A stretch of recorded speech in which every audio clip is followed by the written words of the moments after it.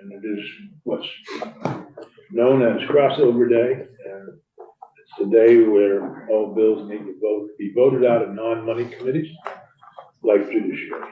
So, first up is S-259, an act relating to Climate Superfund Cost Recovery Program. And we're working from draft 2.1 that Attorney O'Grady is going to put up on the screen, and we're going to go look at the changes made since our last meeting and see if we can reach consensus.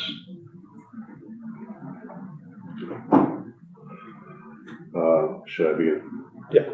Good morning, this is Mike O'Grady with Legislative Council.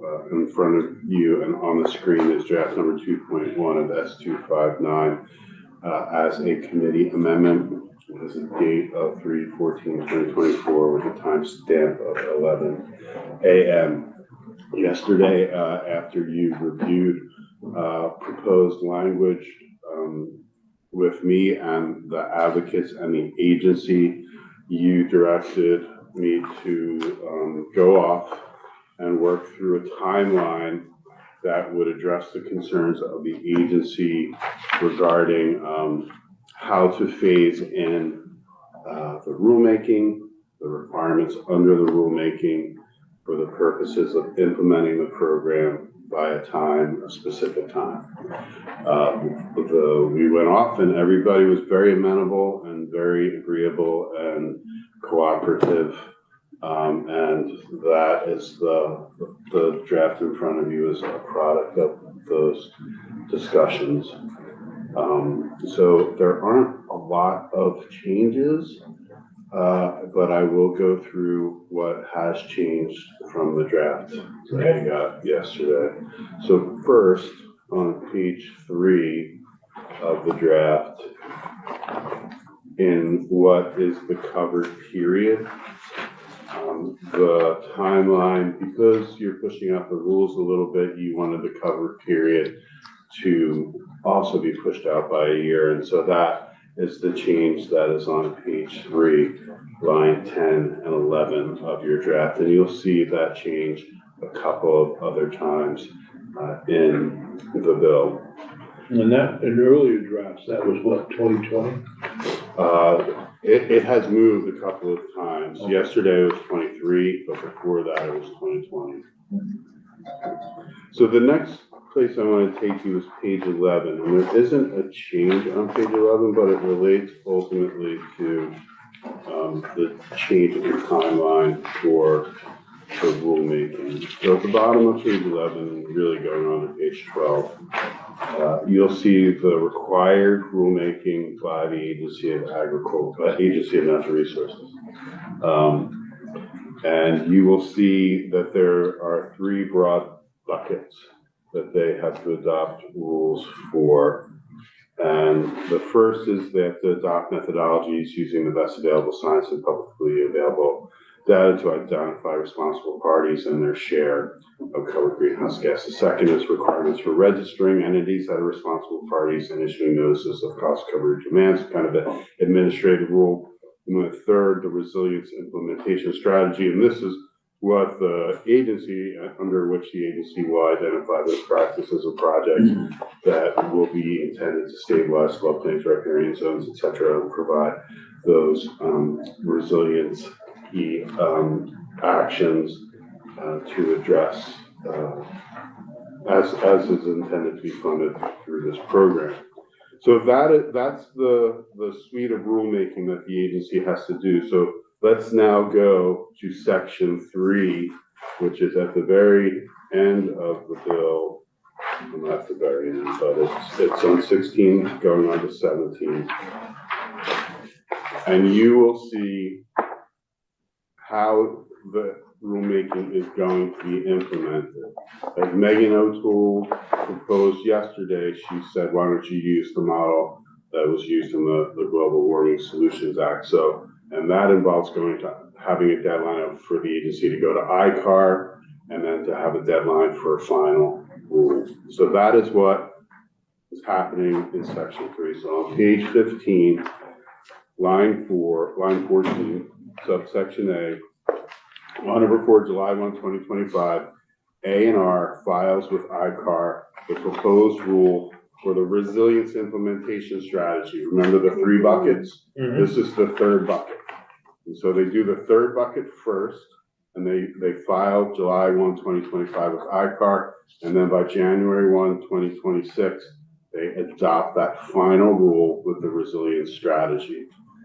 And so with the resilience strategy, you now have the projects that can be funded underneath the program. You have the actions that can be taken. And so then on page 16, you have the rulemaking requirements for the 1st and 2nd bucket of rulemaking. So on or before July 1, 2026, they go to ICAR with their proposed rules. And then on or before January 1, 2027, they file the final rules to identify how to identify responsible parties, how to allocate the cost share, and then those administrative requirements for how to issue the cost recovery payments. And so that's the timeline for rulemaking. And then for implementation of the program, you have to go back to page 8.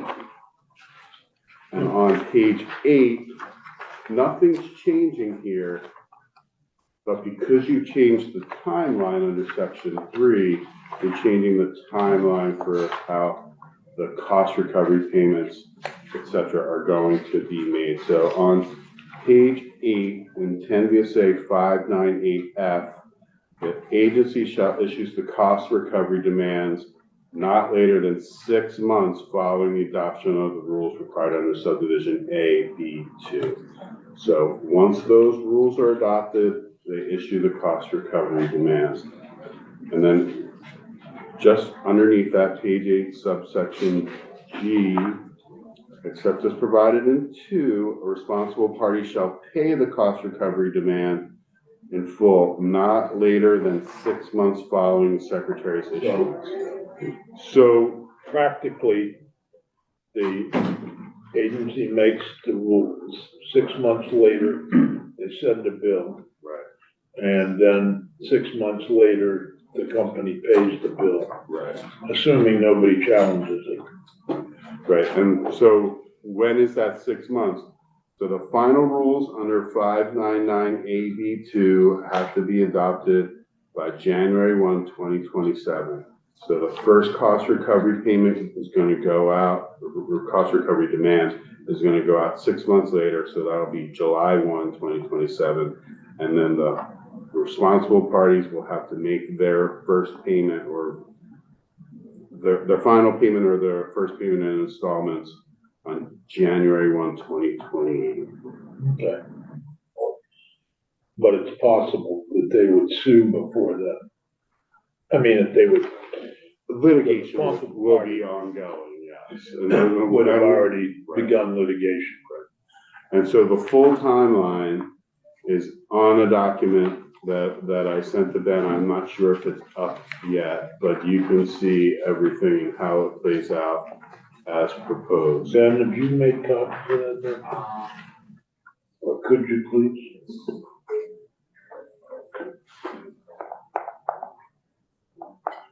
Now, those are not the only changes. Okay. Yesterday, you heard from the state treasurer that they don't have the full expertise to do what they need to do. They want to hire. They need to hire some outside consultants or third-party services, and they need an appropriation for that. And that is on page 16, line 15, subsection B. They would be appropriated $300,000 from the general fund. I do like the language that requires that 300,000 is the first reimbursement. Yes. From the.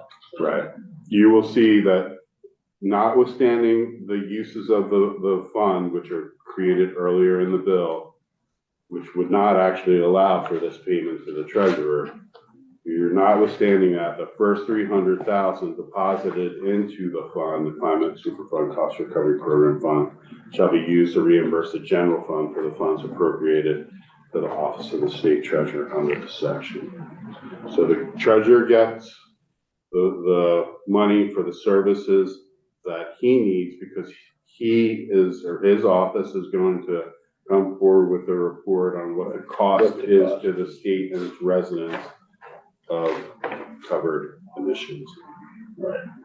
But he was under the climate resiliency program that the treasurer and the governor were gonna have. He was gonna do this anyway, right? But I don't think he was partly doing this. He's involved in that. I think the deliverable under this bill is different from the deliverable. So that's why it's gonna cost. Yeah, I mean, he will. Well, I mean, I need to explain that in appropriations probably, and so the cost comes from the more demanding work, like combining the climate resiliency plan into this bill. Right, remember, the treasurer's office comes back with this is a key part of the formula in assessing the cost recovery demand for each responsible party. So that's gonna require an actuarial, like a pretty, confident actuarial analysis of what that amount is going to be. Because, we've seen with tobacco and other big industries that have been sued where we're not responsible for that much of that or that portion of that. It's not like they give up their money quickly or easily. or easily. Those are, I think it's understandable, actually, I understand it, which is a good thing, because I hate to vote on stuff I don't understand. I mean, Not that we've never done it before. Not that I've ever done it. so my understanding of the changes is there are just timeline changes. There's no substantive change to what it does. And the appropriation to the treasurer's office. And, well, I mean, it really isn't a change in this draft, but it's a change in the previous draft of linking the agency, well, the larger resilience strategy as to a functional component of the program. That was a key change from the prior draft, I would say. And yeah, but otherwise the program works as originally proposed. Are there any comments from the folks in the room? You'd like to comment before we? Sure. Anthony Arapino with the Conservation Law Foundation, working with a bunch of other advocates. I just want to make a personal comment to thank the committee. I'm a resident of Montpelier. In my 2 decades living here, we've now had 2 100-year floods of historically anomalous and frightening amounts of rain. I came to you today from my office down the street, where I've been listening to the sound of hammers and other heavy equipment all week because they're still repairing the building from the flood. We're just one of many communities. I know you all represent communities that have been affected, and we're paying. We're already paying. We will continue to pay.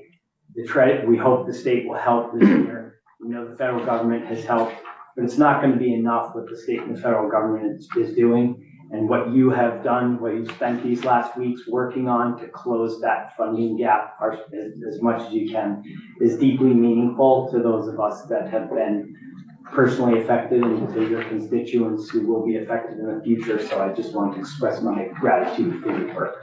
Thank you very much. Any other comments? Thank you. Any other committee concerns or comments before we? Is there a motion to report favorably? So moved. Senator Bałowski has moved that we report favorably draft 2.1 as presented by Attorney O'Grady. Is there any further discussion? I will say, Mr. Chair, that I had a journey to get to yes on this bill. I started out thinking that it was, and I still believe, it's liable to produce court action. And by passing this out, I feel that we're committing to paying the costs of that court action. But after long thought, I can't see another way that we can force payment for the damages we're suffering, because the suit that is already in court is hung up.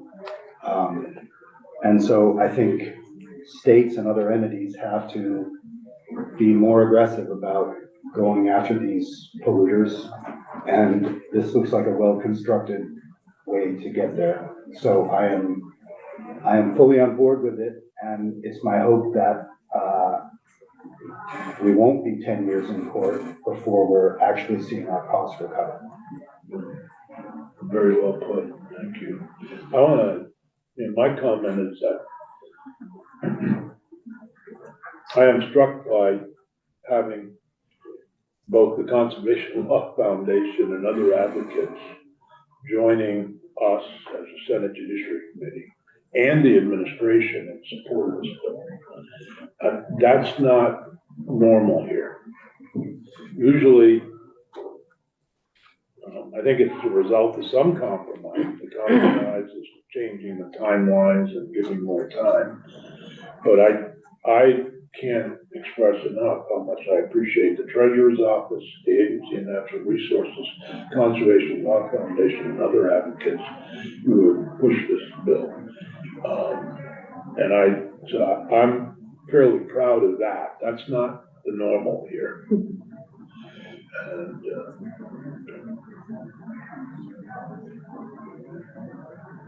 And I think this committee has done diligent work on this. So, is there any other comments? Just quickly, I was hesitant about when you first make your Cedar Room announcement up there and so on and so forth, because I hadn't seen the bill. I was hesitant about the bill. I was not aware of that through testimony that the large companies knew about this back in as early as the 50s and the 60s and so on and so forth. And still did nothing to address this. I'm glad that the agencies that you had mentioned earlier all came together, although I did like Senator Bruce's original, well, let's not be the tip of the spear, let's let New York take care of this and we'll follow suit. But obviously he's changed his direction somewhat in that. I'm pro tip of the spear now. Yeah, he's pro tip of the spear, which is okay.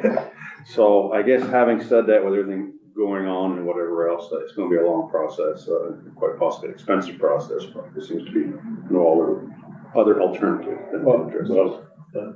Thank you. I also need to mention the Attorney General, who strongly said she was ready to defend the state in this bill.